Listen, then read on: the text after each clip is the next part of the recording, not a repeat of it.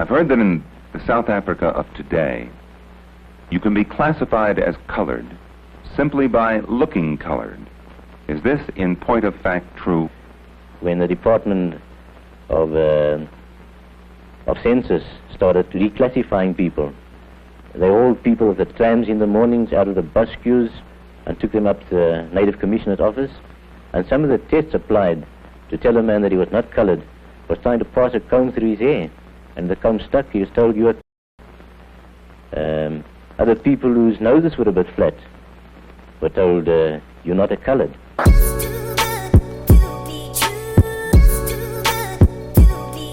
Being a colored is not just about being a race, it's a culture and a way of living. It's very interesting to be that in the 21st century. I would say when it comes to politics in South Africa, it's very much this black-white like discourse. Like it's either you the one or the other, and people in between kind of fall in the cracks. The opportunities were afforded. I feel like we got the short end of the stick, and this is just my personal opinion. I can't speak for the rest. But I feel like our voices aren't really heard in South Africa.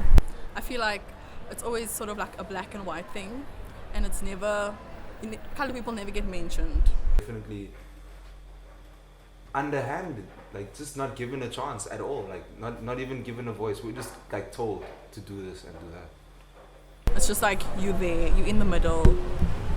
You know, I think it's also because the amount of colored people aren't as much as I think the amount of black people and white people, and it's just like you're in the Cape Flats and you stay there and you do, and your issues aren't as big as black people are, even though there are issues that we face as well. If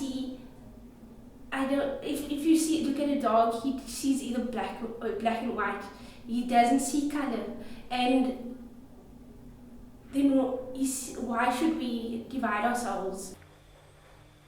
I would find myself to be in the middle as well, because I don't know in what demographic of race I fit into, because I am mixed. My stepmother, she works at this corporate job, and they told her straight out, they're like, no, you're colored and a woman, so it's not happening. Like, she was qualified everything for this position of sort of power, and then they told her no. But I think there is some room, and I mean, if I compare maybe black people and colored people, there's definitely more opportunity for colored people, I feel. I don't know if an American looks at another American, they see black and white, but I know with South Africans, if you look at someone, immediately you look at the appearance and you see, oh, that's a black person, that's a white person, and color plays such an important role in even our decision making. I feel like, personally, color doesn't bother me being classified as colored, because I'm proud of being colored. I was raised by colored parents, and I'll probably have colored kids as well. It's a loose term in South Africa, because we don't know where we fit into the whole democratic society in South Africa.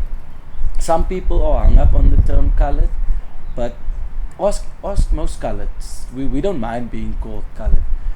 So in essence, I'm proud to be called a colored. The race barrier is still there. It still defines our country, and it still plays a major role in the things that happen in South Africa. Yes, it does. If you asked me that in the first year, I would have said no, it's because I went to quite a mixed high school, and I've never really seen race before, but it's kind of me masking things that I didn't realize at the time, but in retrospect and with that knowledge now, I realize that it's a part of everything you do. It's Cape Town, it's part of like where you go, the party scene. It's about from the party scene to politics to conversations you have on campus. Who's allowed to say what? Who's allowed to go where? Who's allowed to dress a certain way? You know. And so even though we try to, we're talking about in anthropology this illusion of like Mandela's Rainbow Nation, and like where's that gotten us in this moment? And it's a difficult question to answer because there aren't